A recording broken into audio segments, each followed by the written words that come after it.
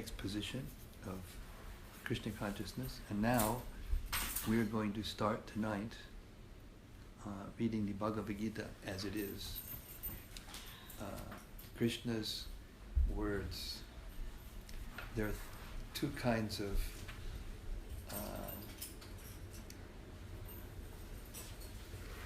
Krishna Katha. This is called Krishna Katha. Words that are spoken by Krishna, Bhagavad-Gita. He speaks the Bhagavad-Gita approximately 5,000 years ago. We'll read the setting of the scene to give you an idea of what's happening. And the second kind of Krishna Katha are words spoken about him. That's the Srimad Bhagavatam and the Chaitanya Charitamrita. So these three books form the basis of our culture and our study and our practical culture application, spiritual life. And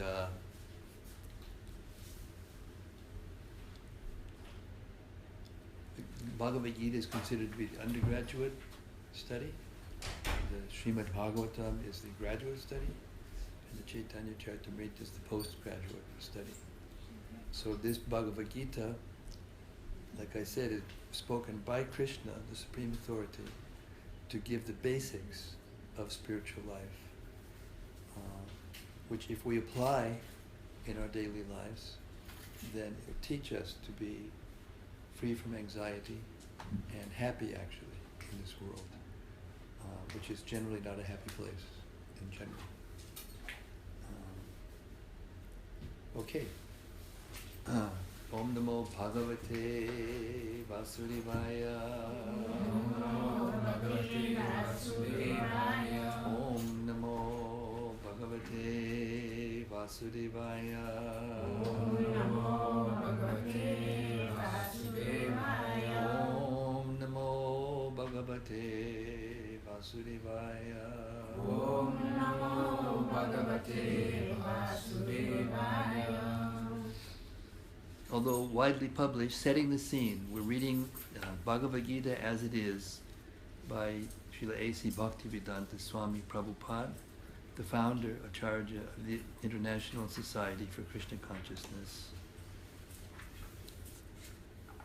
Setting the scene.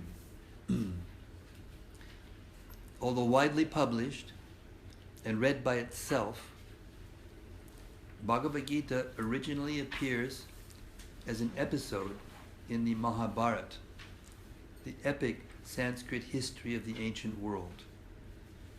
The Mahabharata tells of events leading up to the present age of Kali. It was at the beginning of this age, some 50 centuries ago, that Lord Krishna spoke Bhagavad Gita to his friend and devotee, Arjuna. Their discourse, one of the greatest philosophical and religious dialogues known to man, took place just before the onset of a war, a great fratricidal conflict between the 100 sons of Dhritarashtra and on the opposing side, their cousins, the Pandavas, or sons of Pandu.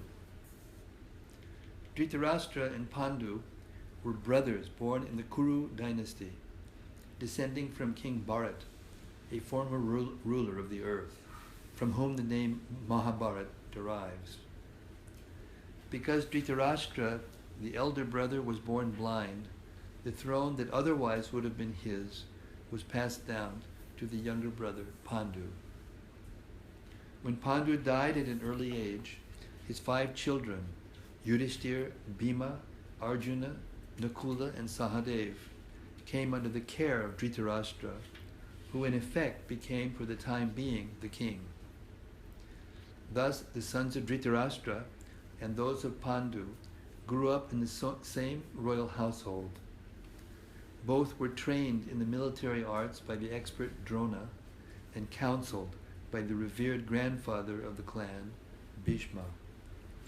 Yet the sons of Dhritarashtra, especially the eldest, Duryodhana, hated and envied the Pandavas. And the blind and weak-minded Dhritarashtra wanted his own sons, not those of Pandu, to inherit the kingdom. Thus Duryodhana, with Dhritarashtra's consent, plotted to kill the young sons of Pandu, and it was only by the careful protection of their uncle Vidura and their cousin, Lord Krishna, that the Pandavas escaped the many attempts against their lives. Now Lord Krishna was not an ordinary man, but the Supreme Godhead himself, who had descended to earth and was playing the role of a prince in a contemporary dynasty. In this role, he was also the nephew of Pandu's wife, Kunti, or Prita, the mother of the Pandavas. So both as a relative and as the eternal upholder of religion, Krishna favored the righteous sons of Pandu and protected them. Ultimately, however, the clever Duryodhana challenged the Pandavas to a gambling match. In the course of that fateful tournament, Duryodhana and his brothers took possession of Draupadi, the chaste and devoted wife of the Pandavas, and insultingly tried to strip her naked before the entire assembly of princes and kings. Krishna's divine intervention saved her, but the gambling, which was rigged, cheated the Pandavas of their kingdom and forced them into 13 years of exile. Upon returning from exile, the Pandavas rightfully requested their kingdom from Duryodhana, who bluntly refused to yield it. Duty bound as princes to serve in public administration, the 5 Pandavas reduced their request to a mere 5 villages. But Duryodhana arrogantly replied that he wouldn't spare them enough land in which to drive a pin. Throughout all this, the Pandavas had been consistently tolerant and forbearing, but now war seemed inevitable. Nonetheless, as the princes of the world divided, some siding with the sons of Dhritarashtra, others with the Pandavas, Krishna himself took the role of messenger for the sons of Pandu and went to the court of Dhritarashtra to plead for peace. When his pleas were refused, war was now certain. The Pandavas, men of the highest moral stature, recognized Krishna to be the Supreme Personality of Godhead, whereas the impious sons of Dhritarashtra did not. Yet Krishna offered to enter the war according to the desire of the antagonists. As God, he would not personally fight, but whoever so desired might avail himself of Krishna's army, and the other side could have Krishna himself as an advisor and helper. Duryodhana, the political genius, snatched at Krishna's armed forces, while the Pandavas were equally eager to have Krishna himself. In this way, Krishna became the charioteer of Arjuna, taking it upon himself to drive the fabled bowman's chariot. This brings us to the point at which Bhagavad-Gita begins, with the 2 armies arrayed, ready for combat, and Dhritarashtra anxiously inquiring of his secretary Sanjaya, what did they do? The scene is set, with only the need for a brief note regarding this translation and commentary. The general pattern translators have followed in rendering Bhagavad-Gita into English has been to brush aside the person Krishna to make room for their own concepts and philosophies. The history of the Mahabharata is taken as quaint mythology, and Krishna becomes a poetic device for presenting the ideas of some anonymous genius, or at best he becomes a minor historical personage. But the person, Krishna, is both the goal and the substance of Bhagavad-Gita, so far as the Gita speaks of itself. This translation then, and the commentary that accompanies it, propose to direct the reader to Krishna rather than away from him. The Bhagavad-Gita thus becomes wholly consistent and comprehensible. Since Krishna is the speaker of the Gita and its ultimate goal as well, the Bhagavad-Gita as it is thus presents this great scripture in its true terms, written by our publishers, the BBT.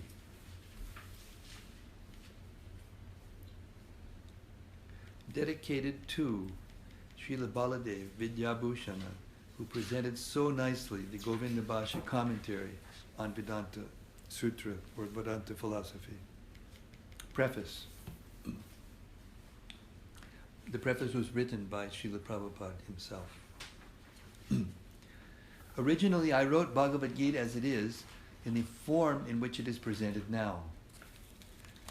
When this form was published, when this book was published, the original manuscript was unfortunately cut short to less than 400 pages, without illustrations and without explanations for most of the original verses of the Srimad Bhagavad-Gita. In all of my other books, Srimad Bhagavatam, Sri Ishopanishad, and so on, the system is that I give the original verse, its English transliteration, word for word Sanskrit English equivalents, translations, and purports. This makes the book very authentic and scholarly, and makes the meaning self-evident. I was not very happy, therefore, when I had to minimize my original manuscript. But later on, when the demand for Bhagavad Gita as it is considerably increased, I was requested by many scholars and devotees to present the book in its original form. Thus, the present attempt is to offer the original manuscript of this great book of knowledge with full parampara explanation in order to establish the Krishna consciousness movement more soundly and progressively.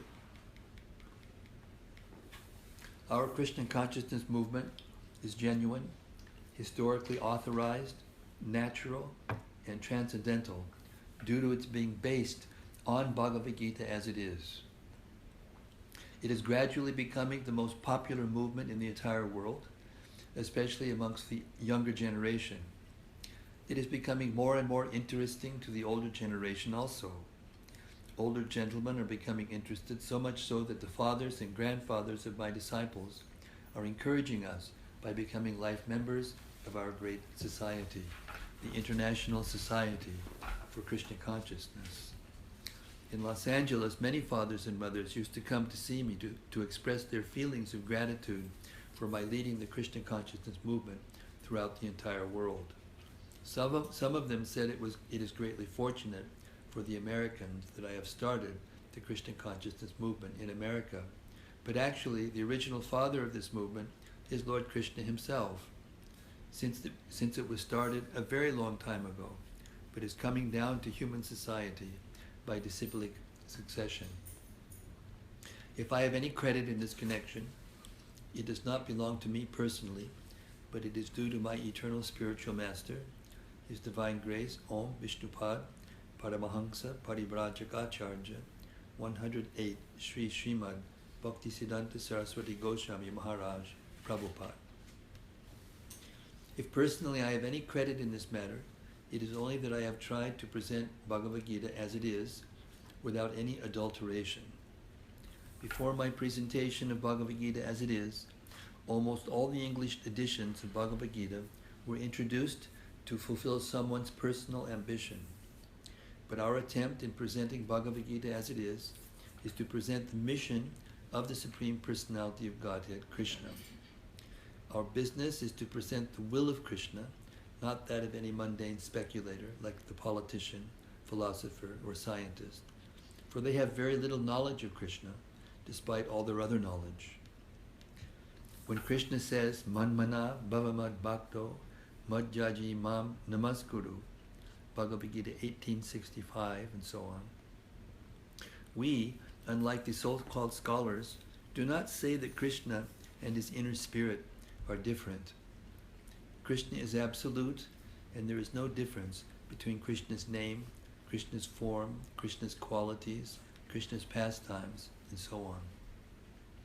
This absolute position of Krishna is difficult to understand for any person who is not a devotee of Krishna in the system of parampara, disciplic succession. Generally, the so-called scholars, politicians, philosophers, and swamis, without perfect knowledge of Krishna, try to banish or kill Krishna when writing commentary on Bhagavad Gita. Such unauthorized commentary upon Bhagavad Gita is known as Mayavad Bhasha. And Lord Chaitanya has warned us about these unauthorized men. Lord Chaitanya clearly says that anyone who tries to understand Bhagavad Gita from the Mayavadi point of view will commit a great blunder. The result of such a blunder will be that the misguided student of Bhagavad Gita will certainly be bewildered on the path of spiritual guidance and will not be able to go back home, back to Godhead. Our only purpose is to present the Bhagavad-Gita as it is, in order to guide the conditioned student to the same purpose for which Krishna descends to this planet once in a day of Brahma, or every 8,600,000,000 years. This purpose is stated in Bhagavad-Gita, and we have to accept it as it is. Otherwise, there is no point in trying to understand the Bhagavad-Gita and its speaker, Lord Krishna. Lord Krishna first spoke Bhagavad-Gita to the sun gods some hundreds of millions of years ago. We have to accept this fact and thus understand the historical significance of Bhagavad-Gita without misinterpretation on the authority of Krishna. To interpret Bhagavad-Gita without any reference to the will of Krishna is the greatest offense. In order to save oneself from this offense, one has to understand the Lord as the Supreme Personality of Godhead, as he was directly understood by Arjuna, Lord Krishna's first disciple. Such understanding of Bhagavad Gita is really profitable and authorized for the welfare of human society in fulfilling the mission of life. The Krishna consciousness movement is essential in human society, for it offers the highest perfection of life. How this is so is explained fully in the Bhagavad Gita.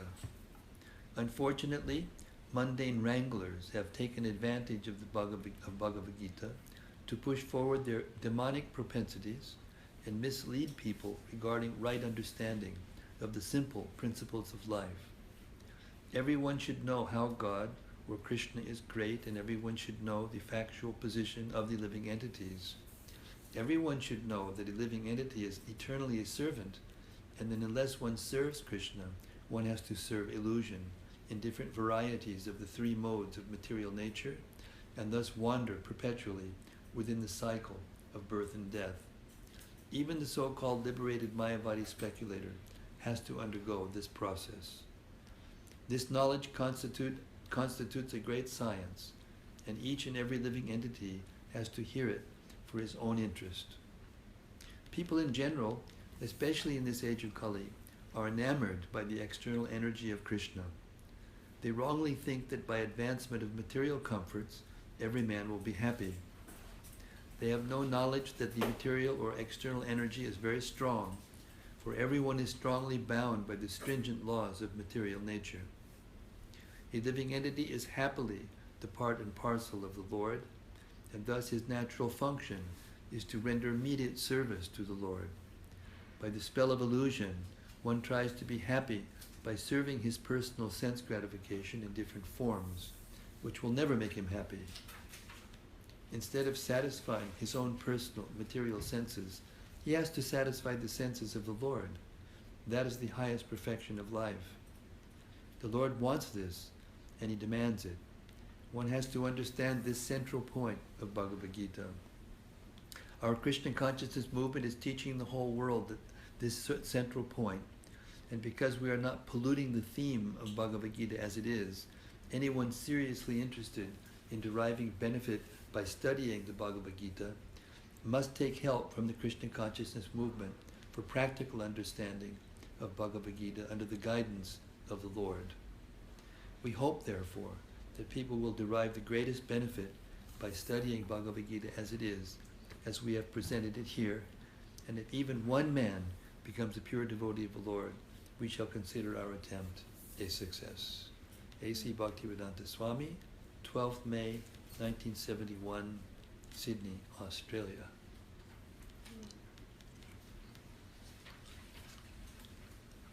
Introduction. Om Jnanatimidandasya Jnananjana Shalakaya Chakshur Unmilitam Jena Tasmai Shri Gurave Namaha Shri Chaitanya Mano Vishtam Stapitam Jena Bhutale Swayam Rupa Kadamayam Dadati Swapadantikam. I was born in the darkness, ignorance, and my spiritual master opened my eyes with the torch of knowledge. I offer my respectful obeisances unto him. When will Srila Rupa Goswami Prabhupada, who was established within this material world the mission to fulfill the desire of Lord Chaitanya, give me shelter under his lotus feet.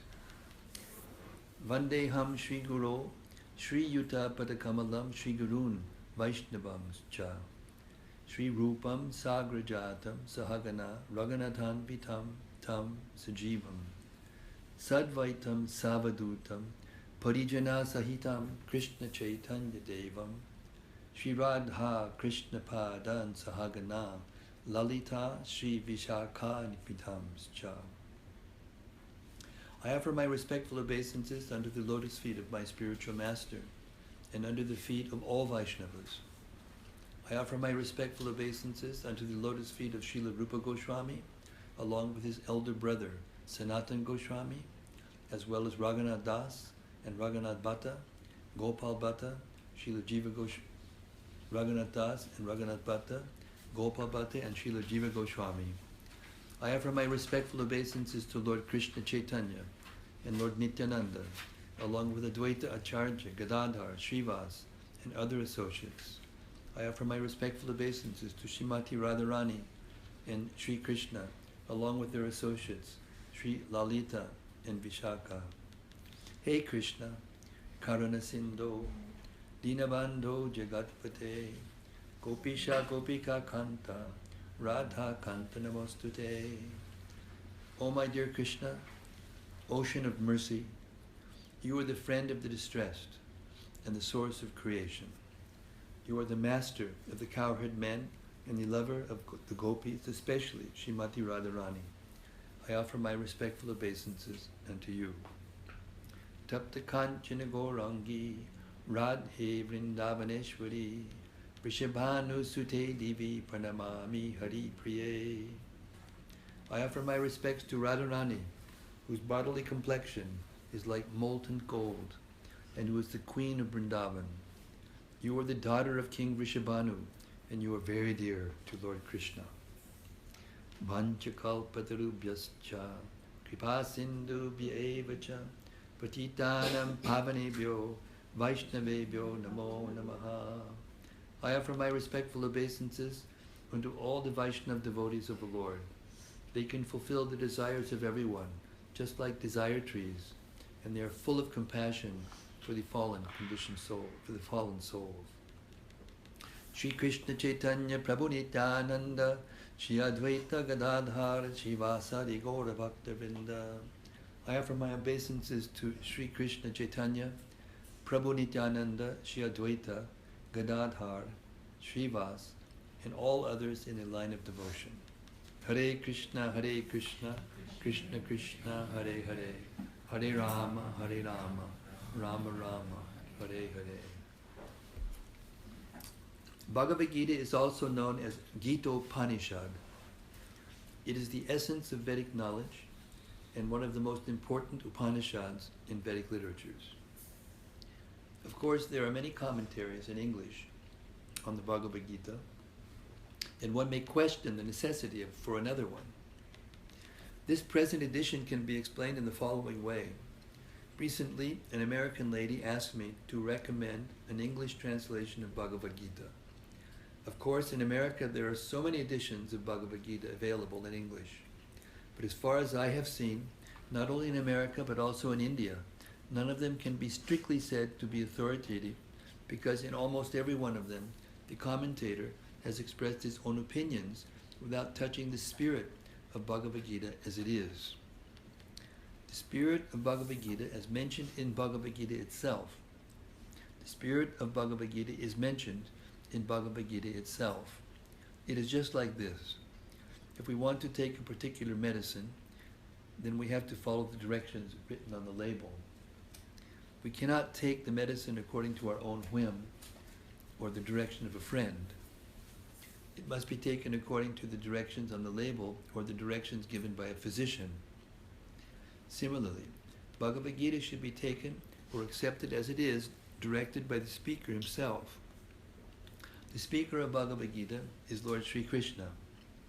He is mentioned on every page of Bhagavad Gita as the Supreme Personality of Godhead, Bhagavan. Of course, the word Bhagavan sometimes refers to any powerful person or any powerful demigod. And certainly here, Bhagavan designates Lord Sri Krishna as a great personality.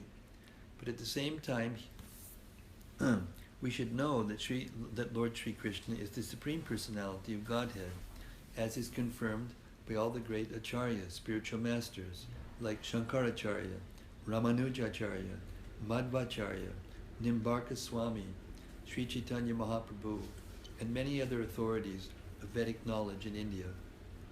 The Lord himself also establishes himself as the Supreme Personality of Godhead in the Bhagavad-Gita, and he is accepted as such in the Brahma Samhita and all the Puranas, especially the Srimad Bhagavatam, known as the Bhagavad Purana, Krishna's tu, Bhagavan, Swayam. Therefore, we should take Bhagavad-Gita as it is directed by the Supreme Personality of Godhead himself.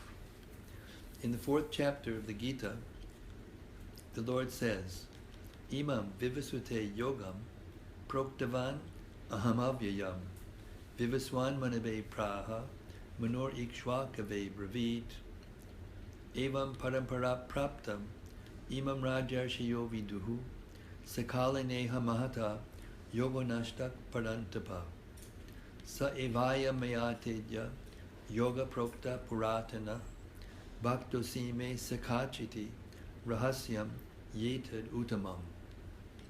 Here the Lord informs Arjuna that this system of yoga, the Bhagavad-Gita, was first spoken to the sun god, and the sun god explained it to Manu, and Manu explained it to Ikshvaku, and in that way, by disciplic succession, one speaker after another, this yoga system has been coming down.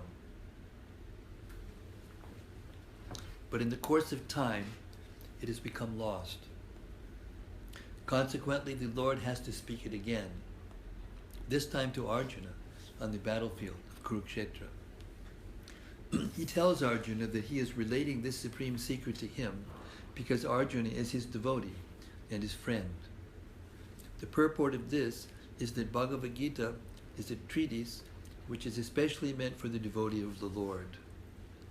There are 3 classes of transcendentalists, namely the Jnani, the Yogi, and the Bhakta, or the impersonalist, the meditator, and the devotee.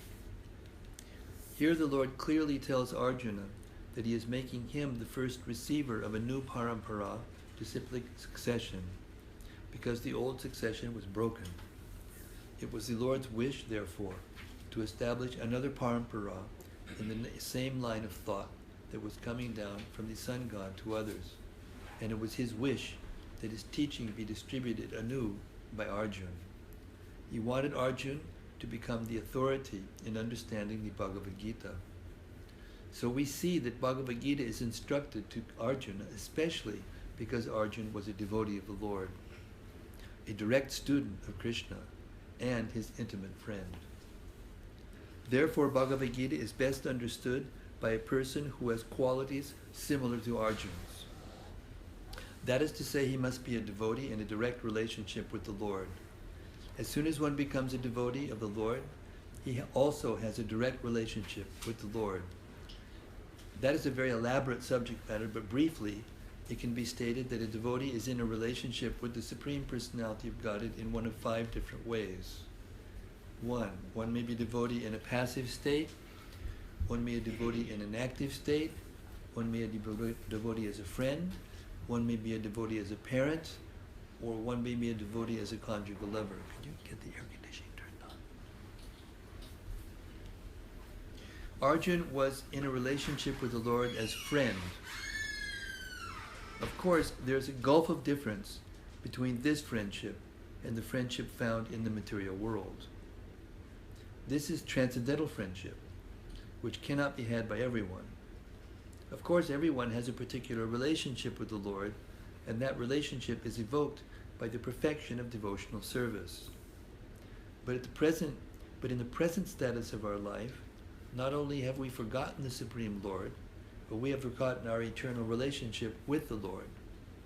Every living being, out of the many, many billions and trillions of living beings, has a particular relationship with the Lord eternally. That is called Swarup. By the process of devotional service, one can revive that Surupa. And that stage is called Surup Siddhi, perfection of one's constitutional position. So Arjun was a devotee, and he was in touch with the Supreme Lord in friendship. How Arjun accepted this Bhagavad Gita should be noted. His manner of acceptance is given in the 10th canto, chapter 10, verses 12 to 14.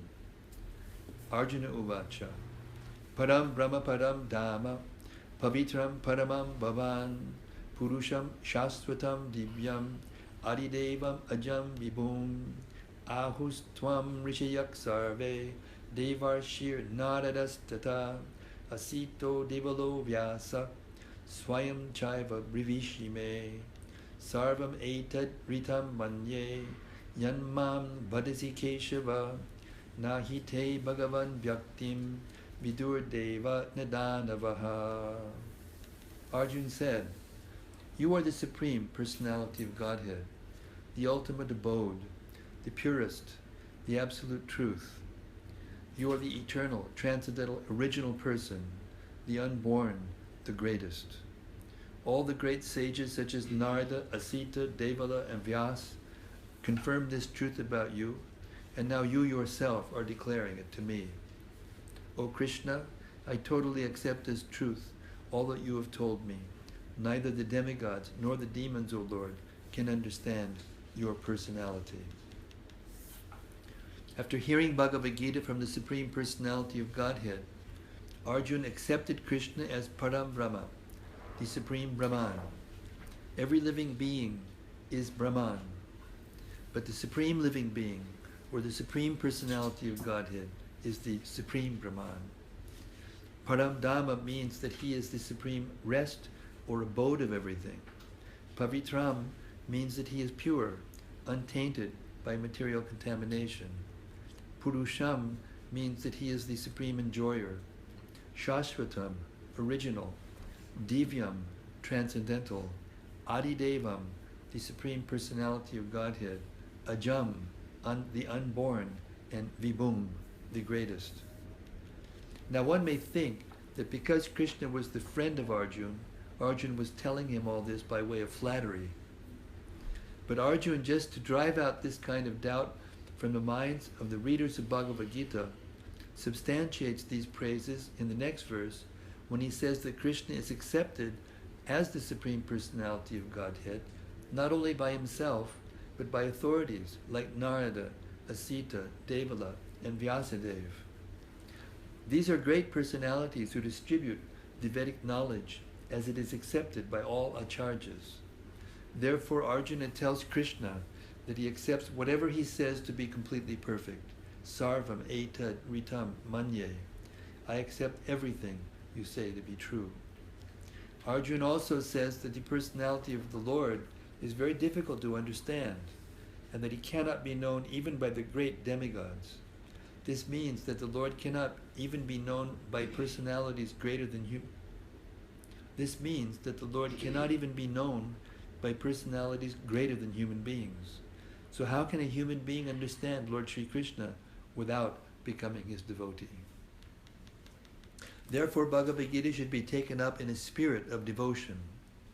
One should not think that he is equal to Krishna, nor should he think that Krishna is an ordinary personality, or even a very great personality. Lord Sri Krishna is the Supreme Personality of Godhead. So according to the statements of Bhagavad Gita, or the statements of Arjuna, the person who is trying to understand the Bhagavad Gita should at least theoretically accept Sri Krishna as the Supreme Personality of Godhead, and with that submissive spirit, we can understand the Bhagavad Gita. Unless one reads the Bhagavad Gita in a submissive spirit, it is very difficult to understand Bhagavad Gita because it is a great mystery. Just what is the Bhagavad Gita? The purpose of the Bhagavad Gita is to deliver mankind from the nations of material existence. Every man is in difficulty in so many ways, as Arjuna also was in difficulty in having to fight the battle of Kurukshetra. Arjuna surrendered unto Sri Krishna, and consequently this Bhagavad Gita was spoken. Not only Arjuna, but every one of us is full of anxieties because of this material existence. Our very existence is in the atmosphere of non-existence. Actually, we are not meant to be threatened by non-existence. Our existence is eternal. But somehow or other, we are put into asat. Asat refers to that which does not exist. Out of so many human beings who are suffering, there are a few who are actually inquiring about their position as to what they are, why they are put into this awkward position, and so on. Unless one is awakened to this position of questioning his suffering, unless he realizes that he doesn't want suffering, but rather wants to make a solution to all suffering, then one is not to be considered a perfect human being. Humanity begins when this sort of inquiry is awakened in one's mind. In the Brahma Sutra, this inquiry is called Brahma Jigyasa, Atato Brahma Jigyasa. Every activity of the human being is to be considered a failure unless he inquires about the nature of the Absolute. Therefore, those who begin to question why they are suffering, or where they came from, and where they shall go after death, are proper students for understanding Bhagavad-Gita. The sincere student should also have a firm respect for the Supreme Personality of Godhead. Such a student was Arjuna. Lord Krishna descends specifically to re-establish the real purpose of life when man forgets that purpose. Even then, out of many, many human beings who awaken, there may be one who actually enters the spirit of understanding his position. And for him, this Bhagavad-Gita is spoken. Actually, we are all swallowed by the tigress of nations. But the Lord is very merciful upon living entities, especially human beings. To this end, he spoke the Bhagavad-Gita, making his friend Arjuna his student. Being an associate of Lord Krishna, Arjuna was above all ignorance, but Arjuna was put into ignorance on the battlefield of Kurukshetra, just to question Lord Krishna about the problems of life, so that the Lord could explain them for the benefit of future generations of human beings and chalk out the plan of life. Then man could act accordingly and perfect the mission of human life. The subject of the Bhagavad-Gita entails the comprehension of 5 basic truths. First of all, the science of God is explained, and then the constitutional position of the living entities, jivas. There is Ishvara, which means the controller, and there are jivas, the living entities which are controlled. If a living entity says that he is not controlled, but that he is free, then he is insane. The living being is controlled in every respect, at least in his conditioned life. So in the Bhagavad-Gita, the subject matter deals with the Ishvara, the supreme controller, and the jivas, the controlled living entities. Prakriti, material nature, and time, the duration of existence of the whole universe, or the manifestation of material nature, and karma, activity, are also discussed. The cosmic manifestation is full of different activities. All living entities are engaged in different activities. From Bhagavad-Gita, we must learn what God is, what the living entities are, what Prakriti is, what the cosmic manifestation is, and how it is controlled by time, and what the activities of living entities are.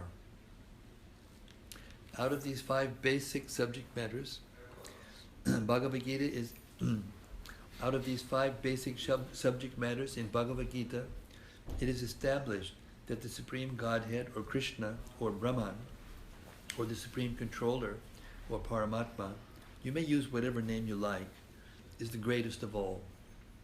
All living beings are in quality like the Supreme Controller. For instance, the Lord has control over the universal affairs of material nature, as will be explained in the later chapters of Bhagavad-Gita. Material nature is not independent. She is acting under the directions of the Supreme Lord. As Lord Krishna says, Maya Dyakshena Prakriti Suyate Sachara Charam. This material nature is working under my direction. When we see wonderful things happening in the cosmic nature, we should know that behind this cosmic manifestation there is a controller. Nothing can be manifested without being controlled. It is childish not to consider the controller. For instance, a child may think that an automobile is quite wonderful to be able to run without a horse or other animal pulling it. But a sane man knows the nature of the automobile's engineering arrangement. He always knows that behind the machinery there is a man and a driver. Similarly, the Supreme Lord is the driver under whose direction everything is working.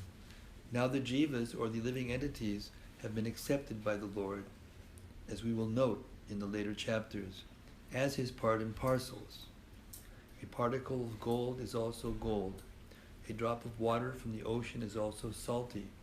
And similarly, we, the living entities, being part and parcel of the Supreme Controller, Ishvara, or Bhagavan, Lord Sri Krishna, have all the qualities of the Supreme Lord in minute quantity, because we are minute Ishwaras, subordinate Ishwaras.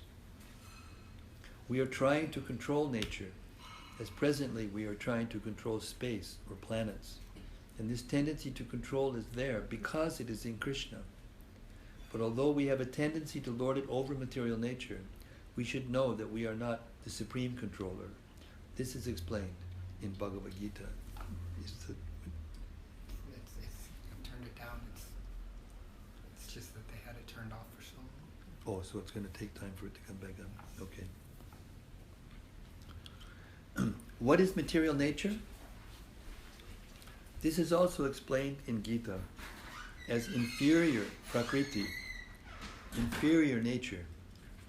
The living entity is explained as the superior prakriti. Prakriti is always under control, whether inferior or superior. Prakriti is female and she is controlled by the Lord, just as the activities of a wife are controlled by the husband. Prakriti is also always subordinate, predominated by the Lord, who is the predominator. The living entities and material nature are both prenominated, controlled by the Supreme Lord. According to the Gita, the living entities, although parts and parcels of the Supreme Lord, are to be considered Prakriti. This is clearly mentioned in the 7th chapter of the Bhagavad-Gita. Apareyam itastvanyam prakritim vidime param jiva bhutam. This material nature is my inferior Prakriti, but beyond this is another Prakriti, jiva bhutam, the living entity. Material nature itself is constituted by 3 qualities: the mode of goodness, the mode of passion, and the mode of ignorance. Above these modes there is eternal time, and by a combination of these modes of nature and under the control and purview of eternal time, there are activities, which are called karma. These activities are being carried out from time immemorial, and we are suffering or enjoying the fruits of our activities. For instance, suppose I am a businessman and have worked very hard with intelligence and have amassed a great bank balance. Then I am an enjoyer. But then say I have lost all my money in business, then I am a sufferer. Similarly, in every field of life, we enjoy the results of our work, or we suffer the results. This is called karma. Ishvara, the Supreme Lord, Jiva, the living entities, Prakriti, nature, Kala, eternal time, and Karma, activity, are all explained in the Bhagavad-Gita. Out of these 5, the Lord, the living entities, material nature, and time are eternal. The manifestation The manifestation of Prakriti. Could somebody get a can of oil or something? Do something like that. Prakriti. Prakriti. We are controlled. Suffering the hinge. Suffering the hinge, and we're suffering the noise of the hinge. It's all connected together, right? Hare Krishna. Ishvara, the Supreme Lord. Jiva, the living entity. Prakriti, nature. Kala, eternal time. And karma, activity, are all explained in the Bhagavad-Gita. Out of these five, the Lord, the living entities, material nature, and time are eternal. The manifestation of Prakriti may be temporary, but it is not false. Some philosophers say that the manifestation of material nature is false, but according to the philosophy of Bhagavad-Gita, or according to the philosophy of the Vaishnavas, this is not so. The manifestation of the world is not accepted as false. It is accepted as real, but temporary. It is likened unto a cloud which moves across the sky, or the coming of the rainy season, which nourishes grains. As soon as the rainy season is over, and as soon as the cloud goes away, all the crops which were nourished by the rain dry up. Similarly, this material manifestation takes place at a certain interval, stays for a while, and then disappears. Such are the workings of Prakriti. But this cycle is working eternally. Therefore, Prakriti is eternal. It is not false. The Lord refers to this as my Prakriti. This material nature is the separated energy of the Supreme Lord. And similarly, the living entities are also the energy of the Supreme Lord, although they are not separated, but eternally related. So the Lord, the living entity, material nature, and time are all interrelated and are all eternal. However, the other item, karma, is not eternal. The effects of karma may be very old indeed. We are suffering or enjoying the results of our activities from time immemorial, but we can change the results of our karma or our activity, and this change depends on the perfection of our knowledge. We are engaged in various activities. Undoubtedly, we do not know what sort of activities we should adopt to gain relief from the action and reactions of all these activities. But this is also explained in the Bhagavad-Gita. The position of Ishvara, the Supreme Lord, is that of supreme consciousness. The jivas, or the living entities, being parts and parcels of the Supreme Lord, are also conscious. Both the living entity and the material nature are explained as Prakriti, the energy of the Supreme Lord. But of the two, the jiva is conscious. The other Prakriti is not conscious. That is the difference. Therefore, the jiva Prakriti is called superior, because the jiva has consciousness, which is similar to the Lord's. The Lord's is supreme consciousness, however, and one should not claim that the jiva, the living entity, is also supremely conscious. The living being cannot be supremely conscious at any stage of his perfection, and the theory that he can be so is a misleading theory. Conscious he may be, but he is not perfectly or supremely conscious. The distinction between the jiva and the Ishvara will be explained in the 13th chapter of Bhagavad-Gita. The Lord is Kshetrajna, conscious, as is the living being. But the living being is conscious of his particular body, whereas the Lord is conscious of all bodies. Because he lives in the heart of every living entity, he is conscious. Because he lives in the heart of every living being, he is conscious of the psychic movements of the particular jivas. We should not forget this. It is also explained that the Paramatma, the Supreme Personality of Godhead, is living in everyone's heart as Ishvara, as the controller, and that he is giving directions for the living entity to act as he desires. The living entity forgets what to do. First of all, he makes a determination to act in a certain way, and then he is entangled in the actions and reactions of his own karma. After giving up one type of body, he enters another type of body as we take off and put on clothes. As the soul thus migrates, he suffers the reactions the actions and reactions of his past activities. These activities can be changed when the living being is in the mode of goodness, insanity, and understands what sort of activities he should adopt. If he does so, then all the actions and reactions of his past activities can be changed. Consequently, karma is not eternal. Therefore we stated that of the 5 items, Ishvara, Jiva, Prakriti, time, and karma, 4 are eternal, whereas karma is not eternal. The Supreme Conscious Ishvara is similar to the living entity in this way. Both the consciousness of the Lord and that of the living entity are transcendental.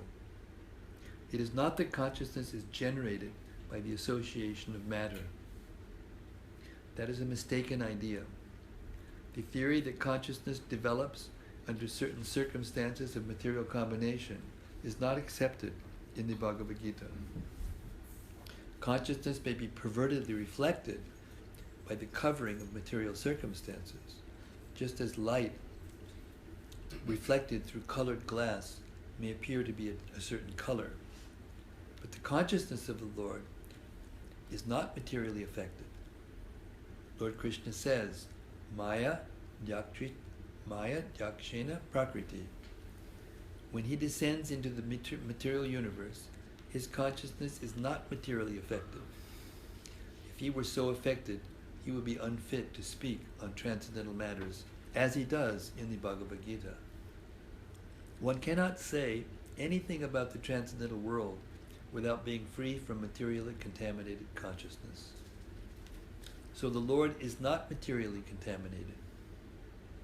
Our consciousness at the present moment, however, is materially contaminated. The Bhagavad-Gita teaches us that we have to purify this materially contaminated consciousness. In pure consciousness, our actions will be dovetailed to the will of Ishvara, and that will make us happy. It is not that we have to cease all activities. Rather, our activities are to be purified, and purified activities are called bhakti. Activities in bhakti appear to be like ordinary activities, but they are not contaminated. An ignorant person may see that a devotee is acting or working like an ordinary man, but such a person with the forefront of knowledge does not know that the activities of the devotee or of the Lord are not contaminated by impure consciousness or matter. They are transcendental to the 3 modes of nature. We should know, however, that at this point our consciousness is contaminated.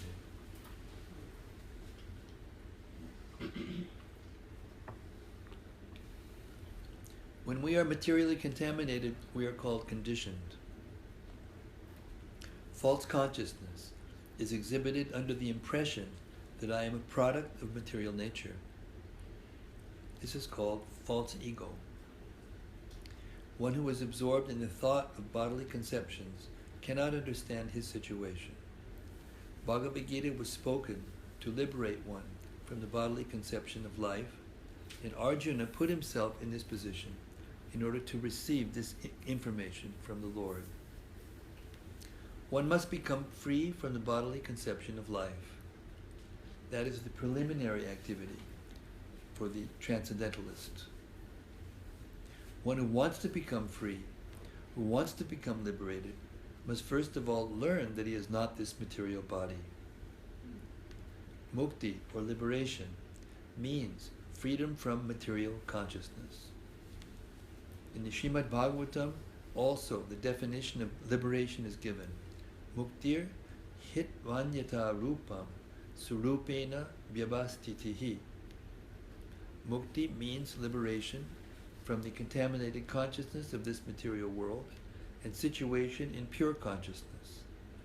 All the instructions of Bhagavad-Gita are intended to awaken this pure consciousness And therefore we find at the last stage of the Gita's instructions that Krishna is asking Arjuna whether he is now in purified consciousness.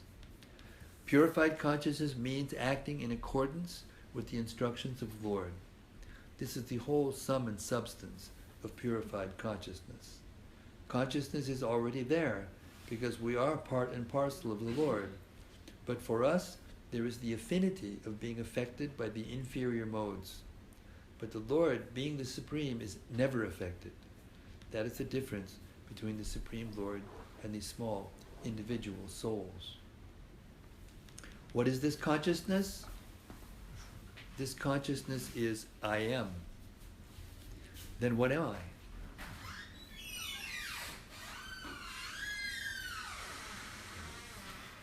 I have a squeaky door.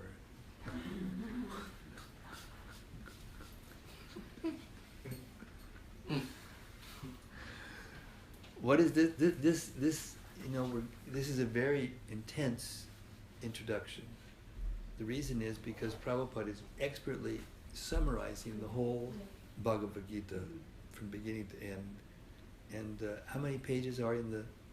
You have the book. How many pages are there in the introduction? 700 to 800. 1 moment, please. No, the introduction. Well, no, more than that. Almost. A moment. 904. And the introduction? The introduction is 34. 33 pages. 34 is the discipline section. And what page are we on? We are 12. This edition. No, 13, yes. Just started 13 page.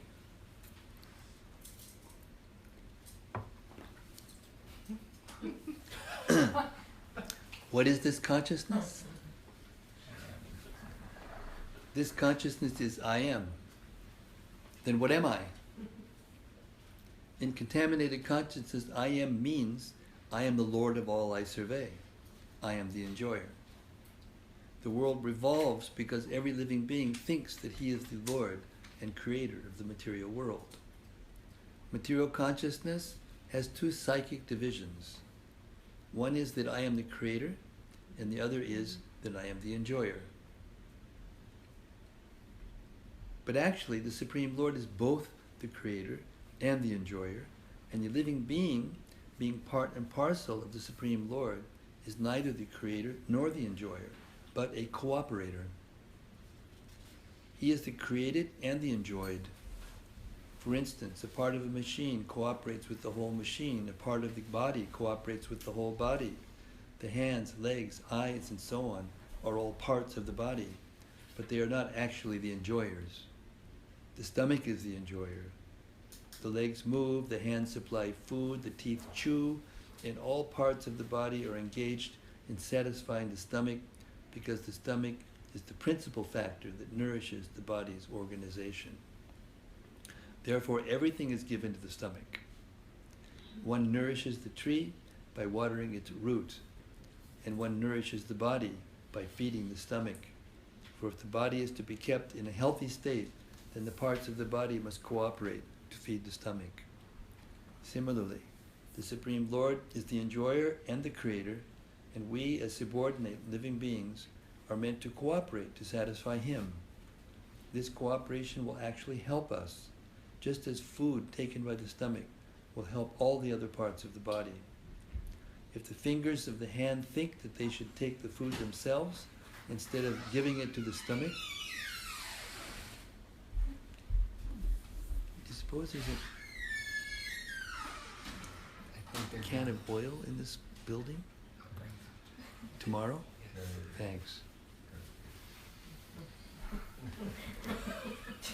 We're trying to reduce the number of times that door opens and closes because it's so noisy. It just interferes with everybody's consciousness. It's hard enough to listen to the whole Bhagavad-Gita summarized by Prabhupada. I'm sorry, but the air conditioner's working now. Good. That's why I went in there. No, I know. I didn't but know they were there. The break time. Anyway, from this side of the door of the wall, the door has been opened and closed how many times? Any More than a estimates? few. More than a few. Okay. Sorry. just on that. No, it's just breaking up the, the intensity of the concentration and giving us a little relief so that when we start hearing again, we'll be fresh.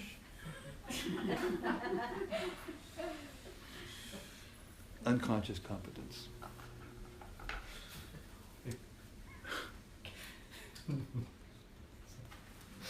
So if the fingers of the hand think that they should take the food themselves instead of giving it to the stomach, then they will be frustrated. The central figure of creation and of enjoyment is the Supreme Lord, and the living entities are cooperators. By cooperation, they enjoy. The relation is also like that of the master and served. If the master is fully satisfied, then the servant is satisfied. Similarly, the Supreme Lord should be satisfied, although the tendency to become the creator and the tendency to enjoy the material world are there also in the living entities, because these tendencies are there in the Supreme Lord, who has created the manifested cosmic world.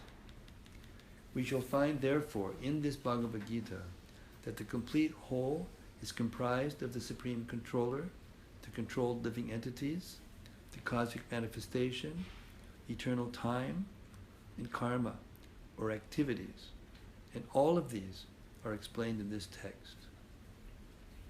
All of these taken completely form the complete whole, and the complete whole is called the Supreme Absolute Truth. The complete whole and the complete Absolute Truth are the complete personality of Godhead, Sri Krishna. All manifestations are due to his different energies. He is the complete whole. It is also explained in the Gita that impersonal Brahman is also subordinate to the complete Supreme Person. Brahmano hi pratishtaham. Brahman is more explicitly explained in the Brahma Sutra to be like the rays of the sunshine. The impersonal Brahman is the shining rays of the Supreme Personality of Godhead. Impersonal Brahman is incomplete realization of the Absolute Whole, and so also is the conception of Paramatma. In the 15th chapter it shall be seen that the Supreme Personality of Godhead, Purushottama, is above both impersonal Brahman and the partial realization of Paramatma. The Supreme Personality of Godhead is called Satchit Ananda Vigraha.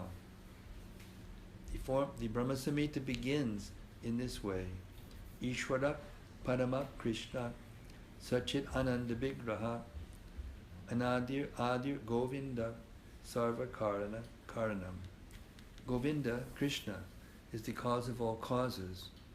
He is the primal cause, and he is the very form of eternity, knowledge, and bliss.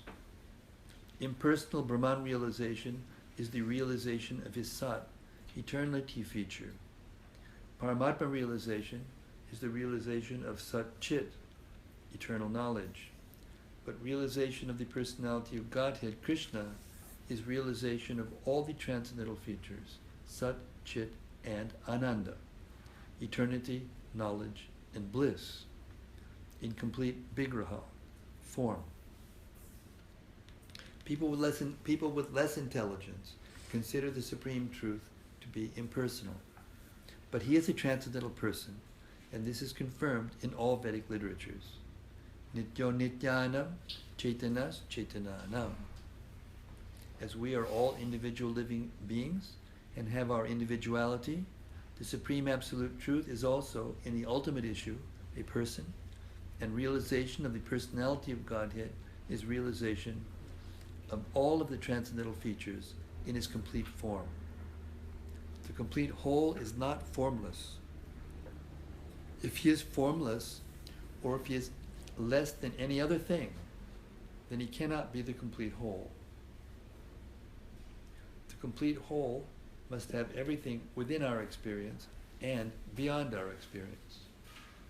Otherwise, it cannot be complete. The complete whole personality of Godhead has immense potencies. Parasya Shaktir, Vividaiva Shruyate. How Krishna is acting in different potencies is also explained in Bhagavad-Gita. This phenomenal world or material world in which we are placed is also complete in itself, because the 24 elements of which this material world is a temporary manifestation, according to Sankhya philosophy, are completely adjusted to produce complete resources which are necessary for the maintenance and subsistence of this universe. There is nothing extraneous, nor is there anything needed. This manifestation has its own time, fixed by the energy of the Supreme Whole, and when its time is complete, these temporary manifestations will be annihilated by the complete arrangement of the complete. There is complete facility for these small complete units, namely the living entities, to realize the complete. You see, that's what it sounds like in here. All it takes is just a can of oil. Oh Lord, I'm sure it will come. Oh, well then put it, why don't you fix it? Didn't want to go out there and start spraying things. That distracts everybody also. I thought she was gone. Well, it's probably a lot less distracting than,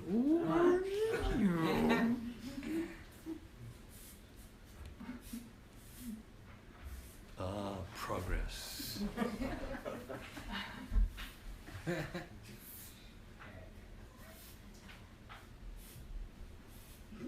a second, we're not this body. Yeah, but when we're hearing Krishna, about Krishna, it's nice to have, yes, exactly. This is so profound, I mean, Prabhupada is saying very, very profound things in very simple language, and that was his greatness. That's how he could spread the Bhagavad-Gita philosophy as it is all over the world. Without this ability, without this empowerment, wouldn't be possible.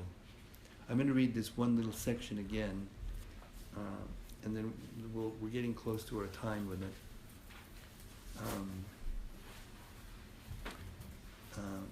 This is a very, very nice paragraph. I'm going to repeat it. The complete whole personality of Godhead has immense potencies. Parasya Shaktir Vibhidaiva Shruyate. How Krishna is acting in different potencies is also explained in Bhagavad-Gita. This phenomenal world, or material world, in which we are placed is also complete in itself, because the 24 elements of which this material universe is a temporary manifestation, according to Sankhya philosophy, are completely adjusted to produce complete resources which are necessary for the maintenance and subsistence of this universe. There is nothing extraneous, nor is there anything needed. This manifestation has its own time, fixed by the energy of the Supreme Whole, and when its time is complete, these temporary manifestations will be annihilated by the complete arrangement of the complete. There is complete facility for the small complete units, namely the living entities, to realize the complete. And all sorts of incompleteness are experienced due to incomplete knowledge of the complete.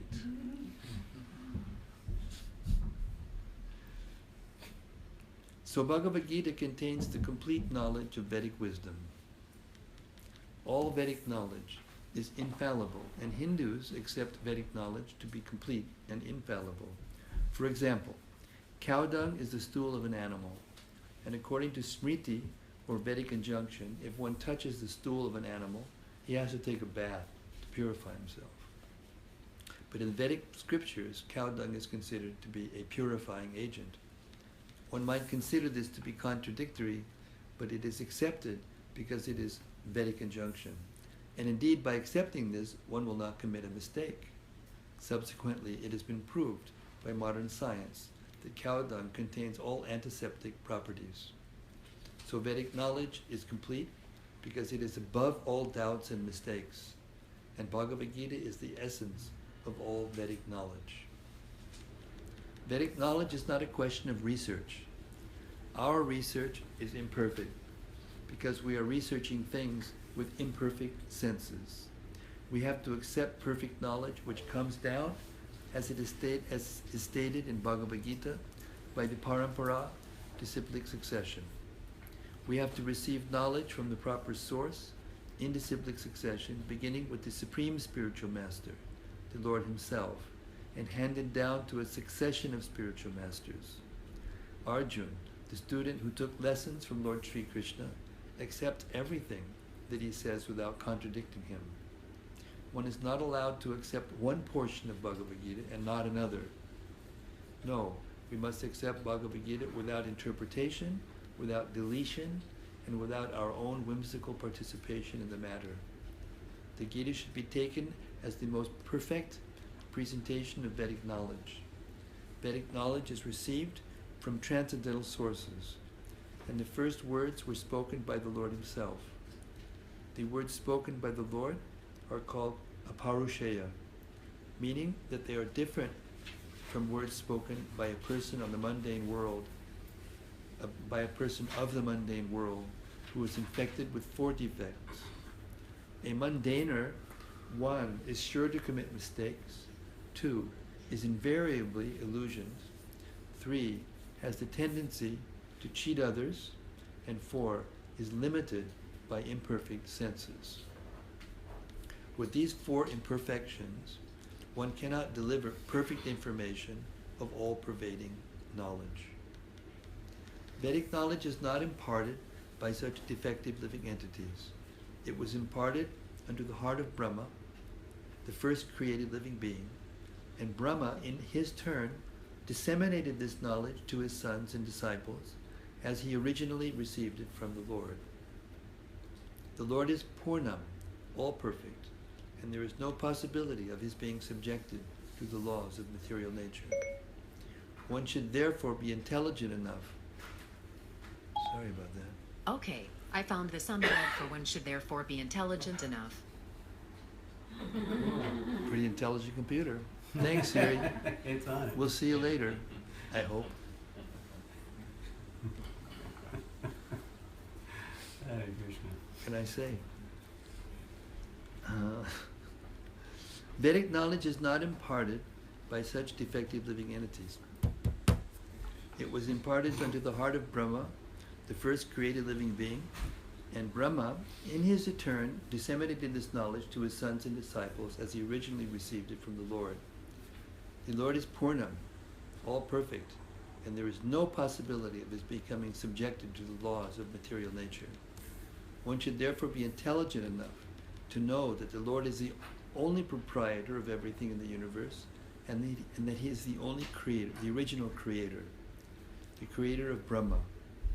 In the 11th chapter, the Lord is addressed as Pratipamaha, Prapitamaha, because Brahma is addressed as Pitamaha, the grandfather, and he is the creator of the grandfather. So no one should claim to be the proprietor of anything. One should accept only things which are set aside for him by the Lord as his quota for his maintenance.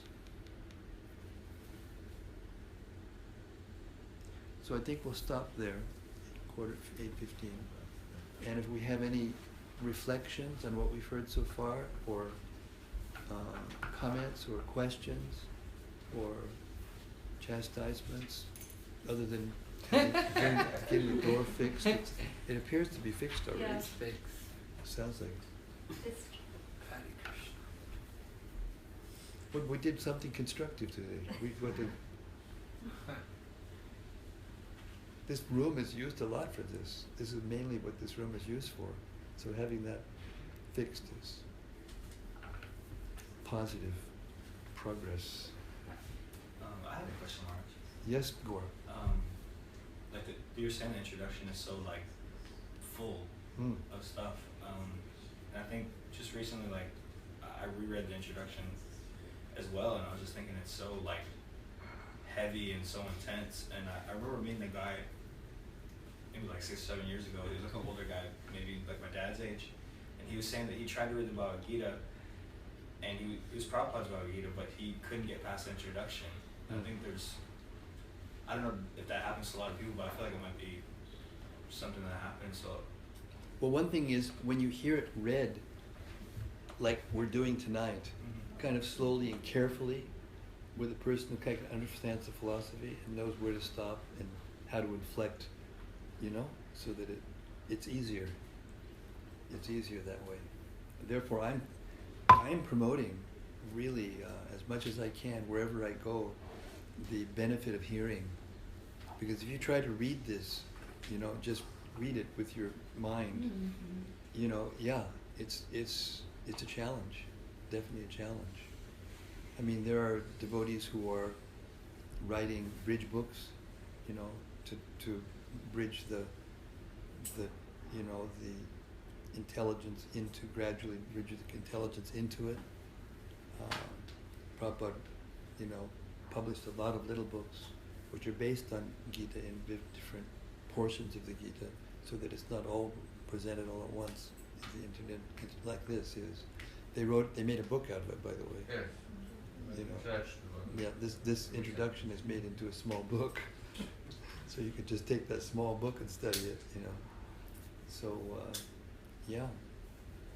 But when you're trying to do something, you're trying to get something that's very wonderful, like you're trying to be a concert pianist in Carnegie Hall, or win a gold medal in the Olympics or something. Yeah, you have to work out. You have to work for it. There's nothing that's really valuable or of any worth in this material world that you can get just for nothing. That's what all these gambling houses are for. Get something for nothing. But so it requires commitment. It requires desire. It requires determination. It requires patience, and especially enthusiasm.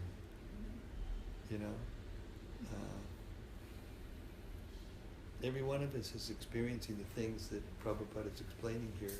I noticed when I'm reading, I try to catch the facial expressions of the audience, and they were a lot of oh yeah, that sounds like what I've been going through. And that's what this book is. It's realized knowledge. There's two kinds of knowledge. There's jnana, which means the theoretical understanding of something, and there's vijnana, which means the practical application in one's life, or scientific knowledge. So this is a spiritual science, so you can't expect to be able to enter it and understand everything, immediately. It takes time, it takes effort, it takes repeated hearing, to be able to absorb it and apply it in one's life. But, my experience is that whenever even, uninitiated or uninformed devout persons with sincerity hear, it makes a deep impression, makes a deep impression in the mind, in the heart, the soul.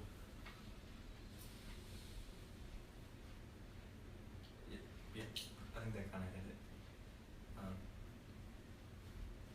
Thanks for reading. Hare Krishna, thanks for being there.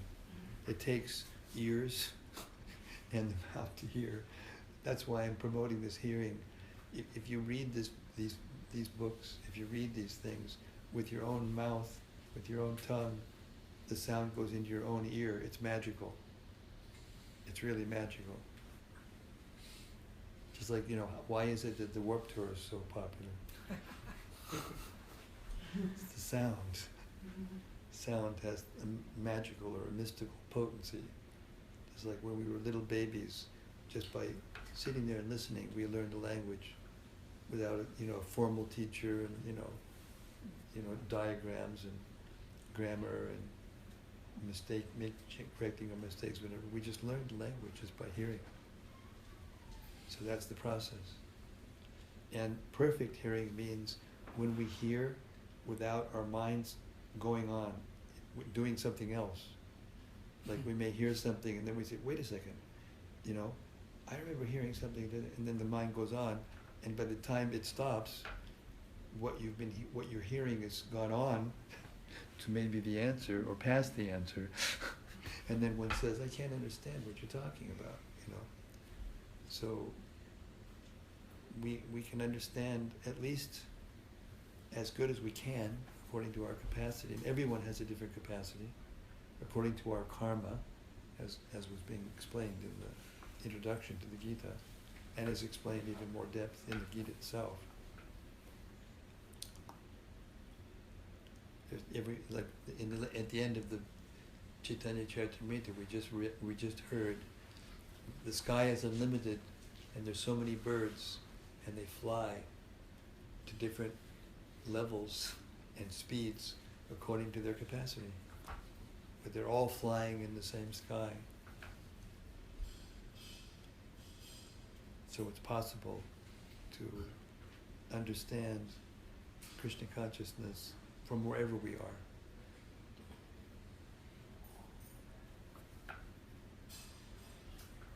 Sometimes we recognize, many times we recognize these points in our life, but then you keep on reading, and then it's how can you grasp it and put it actually really to work? Well, that's up to us, isn't it? Yeah, it is. It's up to each one of us. Like I said, not everyone is has the same inclination to understand philosophy, but we need to sincerely hear and, take up the activities of hearing and chanting and offering our food and worshiping the deities, and et cetera, the process. And by doing that over a period of time, a long period of time, we shouldn't feel discouraged if we don't get everything, in 1 year or 2 years or 5 years or 10 years or even 40 years. Just try to hear and chant and be with others without offense. Learn what it means, practice being inoffensive in our hearing, in our chanting, in our relationships with others, and then gradually, by the internal presence of Krishna in our hearts, then he gives us intelligence. Because sometimes we may think, well, if I don't understand it unless I'm, doing this or doing that. But you're coming here every night. You're like a rock. You're like a pillar. We're all like, we can count on that chair. You being in that chair. We've been doing this for how many days now? Practically a month. And she's in that chair every single night. So whatever you think is one of the mystic potencies of Krishna consciousness, is that the more we advance, the less advanced we think we are. There was one verse in Chaitanya Charitamrita specifically over the last few days where Krishna says, one of the mysteries of devotional life is that the more advanced we become, the more we think we have no love for Krishna. The more love we have, the more affection and natural attraction we have for Krishna. Doesn't mean that you have to be a philosopher. Krishna doesn't demand that we be a philosopher. He demands that we have affection for him. He's actually very simple. He's a supreme simple. And he's the supreme complicated at the same time. So therefore he can actually satisfy everyone. So you must be a little satisfied, otherwise you wouldn't be sitting there every night. You must be getting something. Now I'm just wondering how, because when you hear or when I read, there's all this like words and I grasp it, but then how can you keep it? You are keeping it, otherwise why would you be here every night? If you weren't getting it, then you'd say, okay, that's enough of that, go on to something else.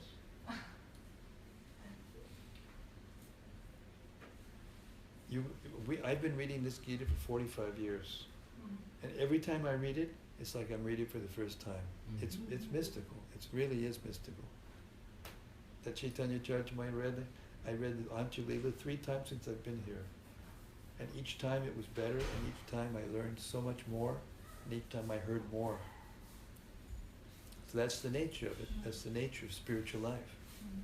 It's how we can tell if we're spiritually inclined or spiritually going forward.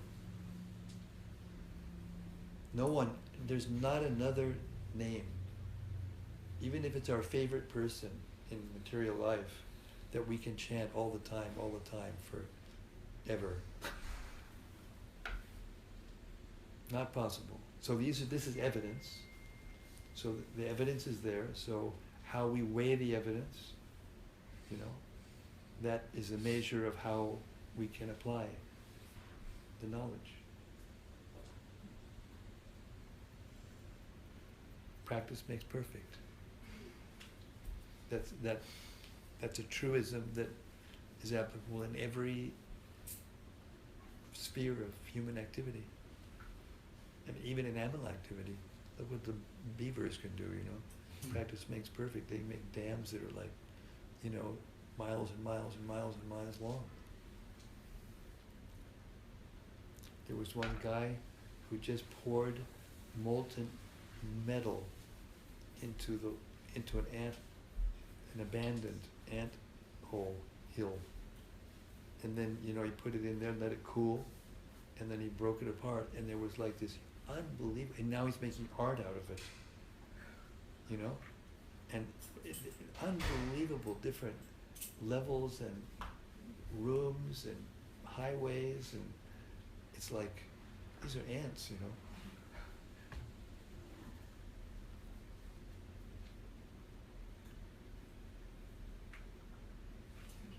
Hare Krishna.